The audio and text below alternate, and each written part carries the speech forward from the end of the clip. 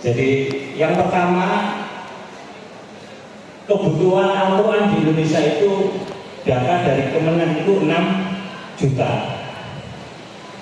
Sementara yang tercover masih 1 juta. Berarti kurang pinten, masih 5 juta kurang. Terus yang kedua, ada data lagi dari survei 73% kaum muslimin di Indonesia itu buta huruf Al-Quran. Berarti yang bisa baca Al-Quran cuman bilang 27%. Itu pun belum tentu tartil. Masih banyak yang tartul nggih. Nah, itu Bapak Ibu, itu terkait padahal Al-Quran diturunkan pertama kali itu kan Iqra bismi rabbikal ladzi khalaq. Nah, kalau nggak ada yang dibaca, Qurannya nggak ada yang dibaca. Nah, itu kemudian kita mengajak seluruh kaum muslimin. Tujuannya BWA itu lebih ke 3T Bapak Ibu. Terdalam, terprosok, terluar. Banyak saudara-saudara kita di luar sana, di luar pulau, di daerah-daerah pelosok itu yang kekurangan Al-Quran dan juga pembinaan. Saya kira itu nanti untuk lebih singkatnya akan dijelaskan kalau KHJ Muhammad Sauki MJ. Dan insya Allah nanti masih kenal istilah MZ Bapak Ibu. Sinten MZ. Jadi beliau itu putranipun Allahyarham Kyai Haji Zainuddin MZ. Kinten-kinten untuk menambah kangen lah, karena sudah puluhan tahun kita tidak pernah mendengar beliau lagi. Alhamdulillah beliau hadir bersama kita. Untuk lebih dekatnya Bapak Ibu, monggo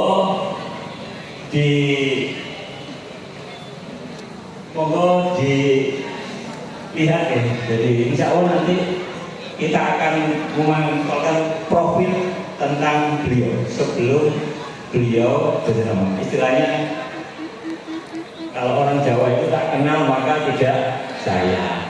Nah, sebelum beliau hadir di tengah kita, ngapunten mohon keridhoannya untuk kita putarkan video profil beliau bersama BWA.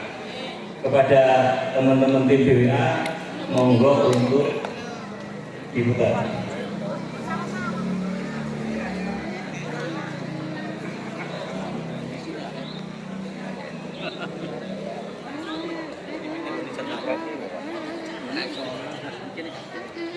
Dengar Bapak Ibu? Oh enggak? Sama. Enggak ada. Sabar ya, ngapunten saya.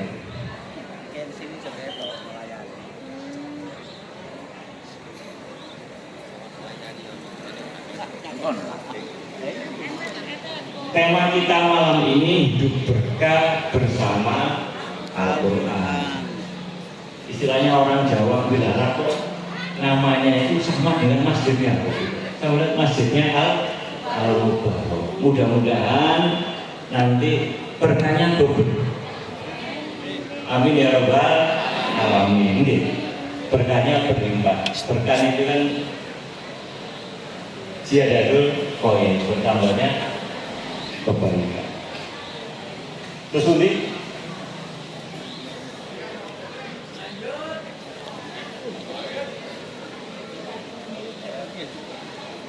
Baru sambil menunggu video profil beliau. Jadi yang kedua, kenapa kok tadi dikatakan darurat Al-Quran? Yang pertama memang keberadaan Al-Quran itu memang minim. Terus yang kedua, banyak umat Islam yang buta huruf Al-Quran. Nah, yang nomor 3 itu umat Islam semakin kesini semakin meninggalkan Al-Quran. Jadi itu kemudian kondisi umat Islam saat ini. Padahal kalau ingin hidup sukses, hidup mulia, hidup berkah itu tidak perlu jauh-jauh, cukup dengan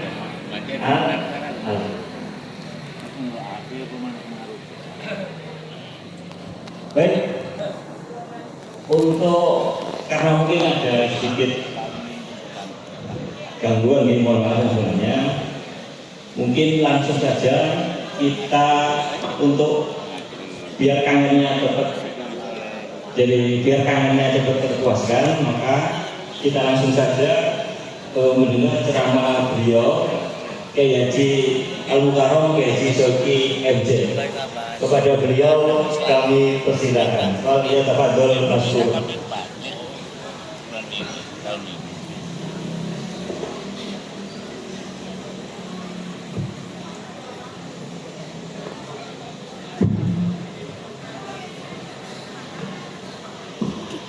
Terima kasih yang disampaikan.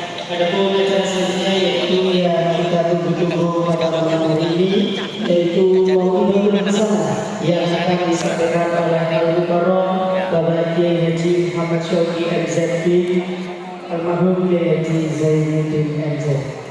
Dan juga nanti kami mohon kepada beliau untuk menutup acara pada malam hari ini dengan bacaan doa. Kepada yang terhormat bagi Haji Muhammad Shoki MZ, waktu dan tempat kami persilahkan. Allahumma shalli ala sayyidina Muhammad.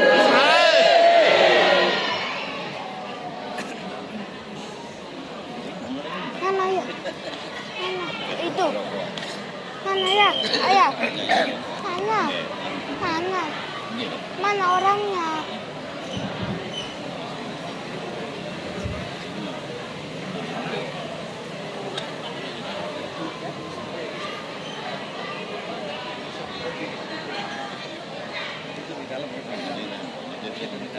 Assalamualaikum warahmatullahi wabarakatuh.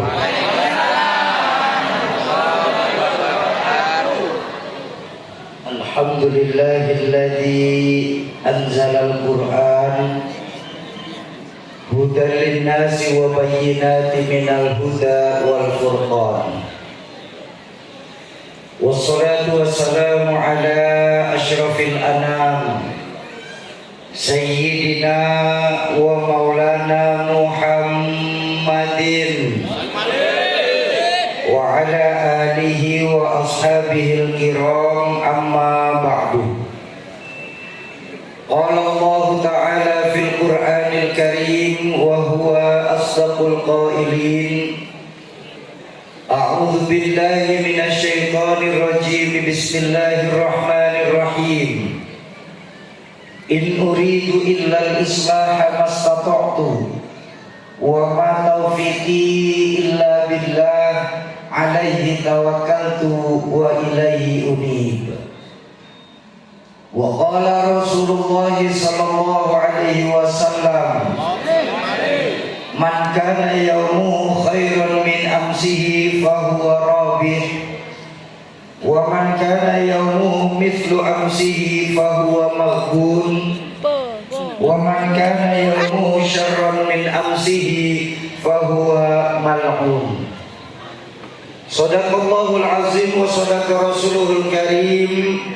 Hadratul mukarramun, para alimul ulama, para masyayikh, para asatiz dan ustazah, para hujjaj, para sepuh dan bini sepuh, segenap pimpinan pondok-pondok pesantren dan majelis ilmu yang hadir di Masjid Al-Mubarak, wabil khusus untuk orang tua saya panjenenganipun Al-Mukarram Ustaz Husairi MPD, panjenenganipun Abah Haji Nur Salim, panjenenganipun Al-Mukarram Ustaz Imran Rosadi MPD, Ketua DKM Masjid Al-Mubarak panjenenganipun Abah Hamdani SAG.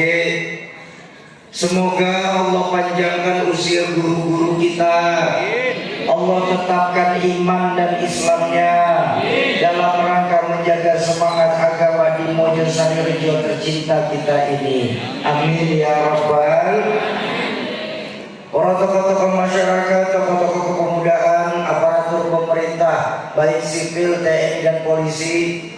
Wabil khusus untuk Bapak Kepala Desa Mojosari Rejo Bapak Sukenda SA, Sekretaris Desa Mojosari Rejo Bapak Sudani, Kepala Lingkungan di sekitar Masjid Al-Mubarak dari tingkat RT dan RW, Mas Masulo dari Bansar NU, tim Safari Dakwah Badan Wakaf Al-Quran Kota Gresik, Ustaz Munif, Bang Billy, Bang Azki dan kawan-kawan, Bapak-bapak dan ibu-ibu jamaah ma'asyiral muslimin dan muslimat, para calon penghuni surganya Allah yang dicintai Allah Subhanahu wa taala. Alhamdulillah, malam hari ini kita masih duduk dan berkumpul di tabligh akbar silaturahmi sekaligus pengumpulan para puwakaf-puwakaf Al-Quran. Guru kula pernah mengajarkan bahwa majlis ilmu majlis yustajabu fihi doa.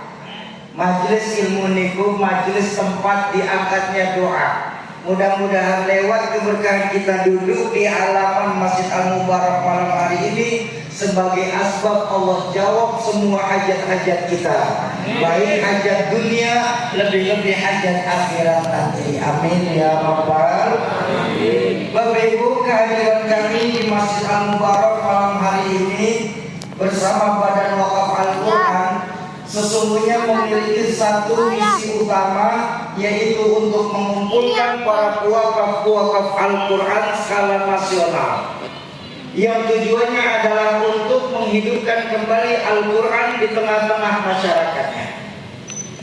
Banyak yang bertanya kepada kami, Syoti, ya, kok kalian mau-mauan sih hadir dari satu musola pindah ke masjid, silaturahmi dari satu desa pindah ke kota, hadir di berbagai macam provinsi di Nusantara ini. Kalian tinggalkan keluarga, kalian tinggalkan kampung halaman, datang ke tempat yang benar-benar terbaru bagi kalian. Apa alasan kalian melakukan perjalanan ini? Saya bilang sama saya punya kawan, apunten Mas, tujuan kami ini tidak muluk-muluk sebagai tim. Sebagai tim kami berharap ada dua alasan yang kami akan kemukakan. Pertama, sebagai tim kenapa kami mau melakukan perjalanan seperti ini, kami tinggalkan keluarga, kami tinggalkan kampung halaman. Pertama, kami ingin dalam sedikit kehidupan kami di dunia ini ada membawa manfaat bagi agama. Jangan pernah kita tanya, memangnya apa yang sudah agama lakukan buat kita, Syauki? Maaf Bapak Ibu sekalian, kalau kita mau jujur, dari kita bangun tidur sampai kita tidur kembali, agama selalu melakukan sesuatu untuk kita. Tanyalah kepada diri kita, apa dalam kehidupan kita di Mojosari ini? Benar ya? Mojosari Rejo, kurang sedikit. Apa dalam kehidupan kita di Mojosari Rejo ini yang membawa manfaat dalam kehidupan kita untuk agama kita sendiri? Jangan lupa, baginda Nabi sendiri mengajarkan dalam hadis, khairun nas anfa'uhum linnas. Sebaik-baiknya manusia itu yang membawa manfaat bagi manusia lain dalam kehidupannya. Itu alasan pertama kan. Yang kedua, kenapa kami mau melakukan perjalanan seperti ini? Karena kami yakin panjenengan pun sedoyo pun merasakan bahwa belakangan ini kita di Nusantara sedang mengalami yang namanya darurat Al-Quran. Banyak dari kita umat Islam sekarang tidak lagi menjadikan Al-Quran sebagai pedoman dalam kehidupan kita. Padahal kalau kita mau jujur, apa agak feedback turunin sedikit ya, makasih. Sampai mana saya barusan?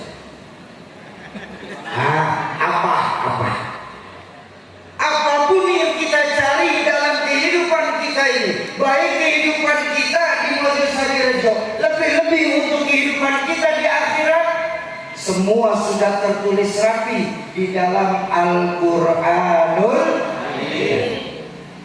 Tapi sayang, beribu sayang Pak, berapa banyak kita masyarakat di Kabupaten Gresik ini belakangan ini hanya menjadikan Al-Quran tidak lebih sebatas mahar pernikahan saja. Selesai akad nikah dengan dalih penghormatan terhadap kesucian Al-Quran, maka Al-Qurannya ditaruh di tempat yang tertinggi, bahkan untuk diambil pun susah lagi. Kapan kira-kira Quran bisa turun? Biasanya awal-awal Ramadan. Tapi ini kita di Jakarta. Amin. Ini aja saya aja sini.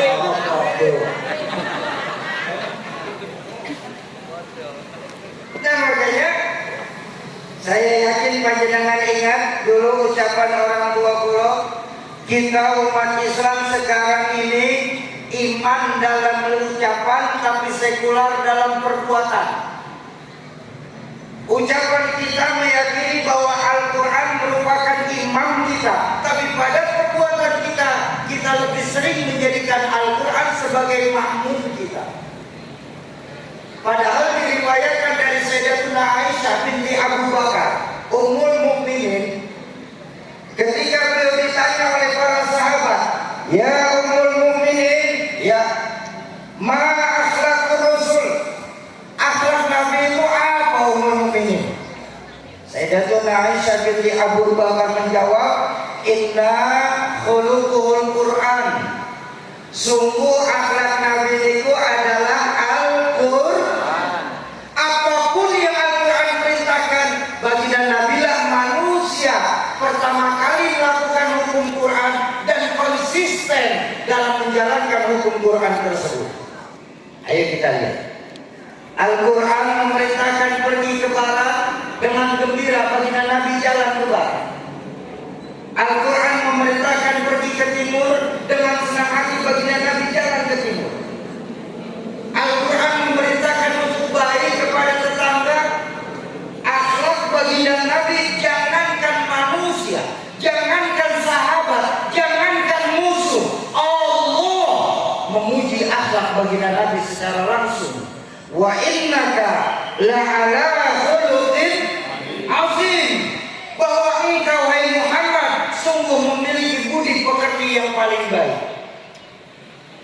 Ketika Al-Quran memerintahkan untuk bersedekah, sejarah pun mencatat tidak pernah ada yang namanya duit menginap dalam rumah tangga baginda Rasulullah Sallallahu Alaihi Wasallam. Ada teman pulau protes, Pak. Oh, Sogi, apa Mas?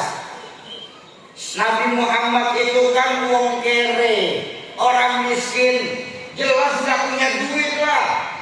Lalu kan diceritakan dari riwayat, saking menahan lapar baginda Nabi pernah mengganjal perutnya dengan batu.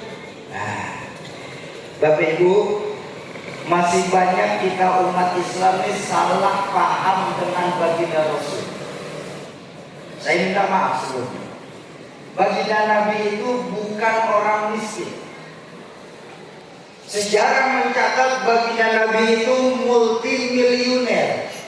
Ada dua sejarah nih yang sering kita lupakan, bahwa baginda Nabi tidak miskin. Beliau seorang yang sangat kaya. Pertama, sebagai keturunan dari Bani Muthalib, cucu dari Abdul Muthalib, di mana kekayaan Abdul Muthalib saat itu 2/3 Mekah milik Sayyidina dan Abdul Muthalib. 2/3 Mekah. Lalu ketika dewasa baginda Nabi menikahi Sayyidatuna Khadijah binti Khuwailid, seorang crazy rich asal kota Mekah, saudagar kaya, saudagar perempuan terkaya saat itu di kota Mekah. Bagaimana tidak kaya Sayyidatuna Khadijah? 1/4 kota Mekah dimiliki oleh Sayyidatuna Khadijah binti Khuwailid. Bahkan saya minta maaf, sampai saat ini Pak Abu Tengge, sampai saat ini saya percaya belum ada yang mampu mengalahkan mahar pernikahannya baginda Rasulullah Sallallahu Alaihi Wasallam kepada Sayyidatuna Khadijah binti Khuwailid. Memang apa mahar pernikahannya, Syauki? 1000 ekor unta betina terbaik maharnya, ditambah duit 25.000 dinar. Wah, unta itu kan sama kayak sapi kalau di Jawa Sofi. Maaf Pak, jauh beda. Bedanya harga sapi itu paling 30-40 juta sudah dapat. Tapi 1 ekor unta yang terbaik itu kurang lebih hampir setara dengan Mercedes C-Class 2026. 1,4 miliar saat ini harga 1 ekor unta. Itu 1000. Duitnya 25.000 dinar. Sak dinar itu maka uang emas. Sak dinar itu kurang lebih 2,3 gram emas. Sak gram itu saya ini. Wes pokoknya banyak pokoknya. Gak usah dihitung lah, sakit hati. Kalah Raffi Ahmad pokoknya sudah. Itu yang pertama. Nah, makanya pernikahan Nabi itu mengajarkan sebaik-baiknya perempuan yang ikhlas menerima berapapun mahar dari calon suaminya. Tapi sehebat-hebatnya laki-laki dalam Islam yang memberikan mahar terbanyak bagi calon istrinya. Ini pelajaran loh Pak. Ini sekarang nggak begini Pak. Perempuan minta maharnya luar biasa sekarang. Aku kalau nggak mau 100 juta jangan nikah. Dia perawan tua Pak. Betul. Oh. Ini mau rabi atau mau jual anak aslinya Pak.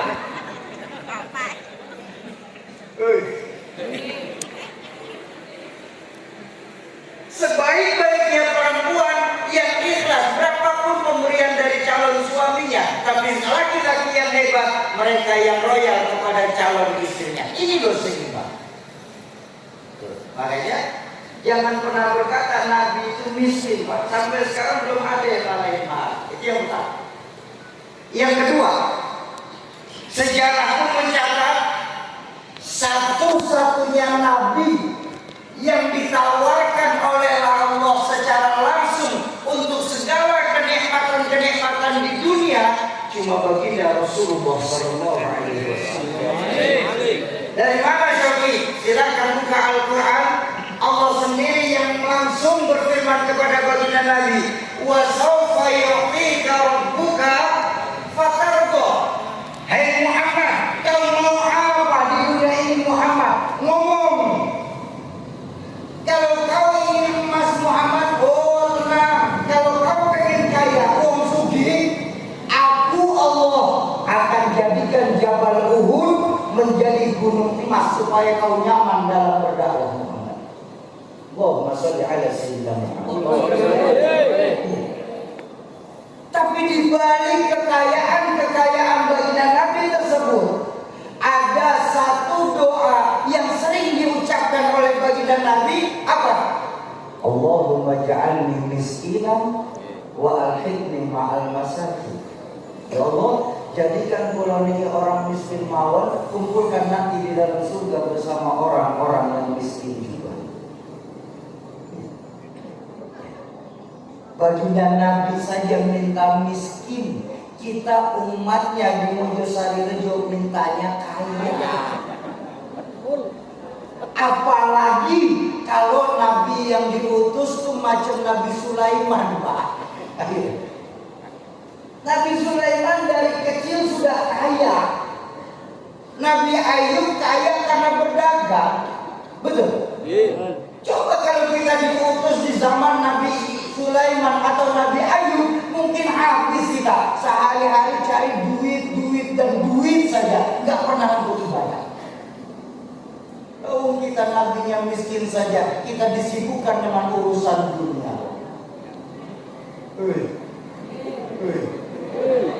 Itu Nabi. Manusia pertama yang menjalankan hukum Quran dan konsisten dalam menjalankan hukum Quran tersebut. Sekarang saya tanya sama masyarakat Mojosari Rejo, bagaimana kita menjalankan hukum Quran dalam kehidupan kita? Al-Quran tadi sudah nyaman Pak, jangan diikuti lagi. Sampai mana saya? Al-Quran. Baik. Al-Quran memerintahkan kita pergi ke barat, yang terjadi kita di Mojosari Rejo malah jalan ke timur. Ya begitu. Al-Quran perintahkan kita sholat 5 waktu, tapi yang terjadi